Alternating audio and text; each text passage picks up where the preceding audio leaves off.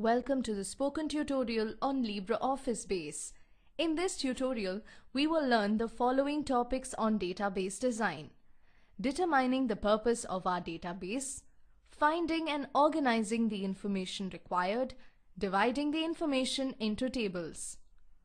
What is database design?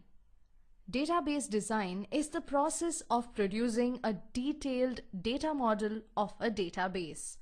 With a good design, a database can provide up-to-date, accurate and complete information, which means we can ensure integrity of our information at various levels, meet our needs of data processing and reporting, and easily accommodate change.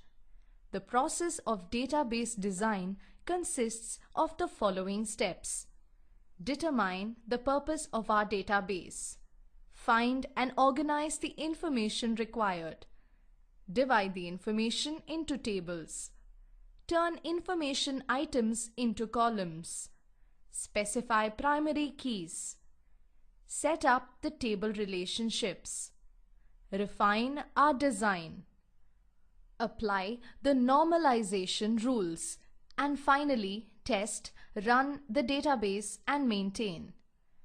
Okay, let us go to the first step, which is determine the purpose of our database. Let us consider a simple library application. A library usually has books, and these books are issued to its registered members. So we need a library application to maintain a list of books and members and track the issuing of these books to its members. Our first step is to find and organize the required information. Here is where we gather all of the types of information we want to record in the database. Now that we know the purpose of the library application, let us identify the items here. There are books. A book has a title, an author, a publisher, and a price. And we can also store the author's information, such as date of birth and country he or she belongs to. We can also store the publisher's name, address, and phone.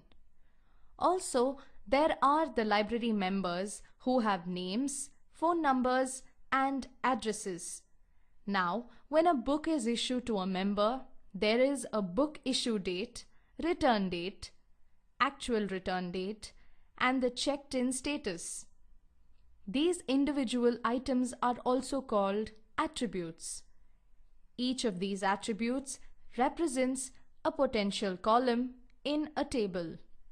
At this point, we can formulate questions such as: how do we add information about a set of fresh books supplied to the library by a publisher? How do we maintain a list of its members? What if a member leaves or a member wants to change his or her address?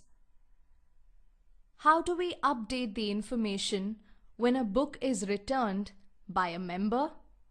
What kind of reports would we want to produce? Which books are most read among the readers? And how do we generate a list of books which are overdue to be returned by members who have borrowed them? Now that we have some details, let us see how we can divide the information into tables. We will divide our information items or attributes into major entities or subjects. Each subject then becomes a table. So the preliminary list of tables looks like the image shown on the screen. The major subjects or entities shown here are the books and the members. Therefore, it makes sense to start out with two tables, one for books and one for members. Let us now look at the books table in detail. It has the 10 attributes or columns which we defined earlier: title, author, publisher, publisher address, publisher city, publisher phone, publish year, price, author birth date, and author country. Now, Let us see how data is displayed in this table.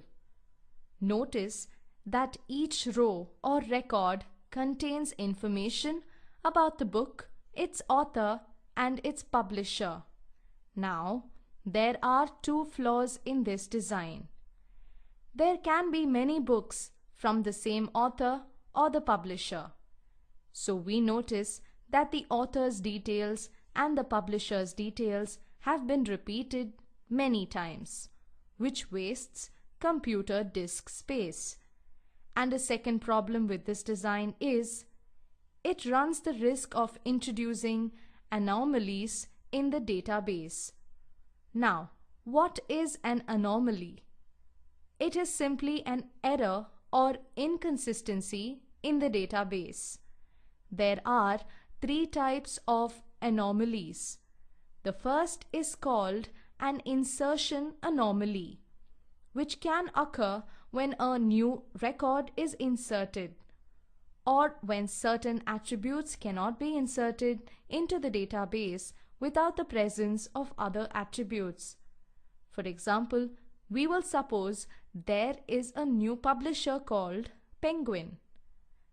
Now, our design will not let us insert details about Penguin publisher until our library can get a hold of at least one book by them.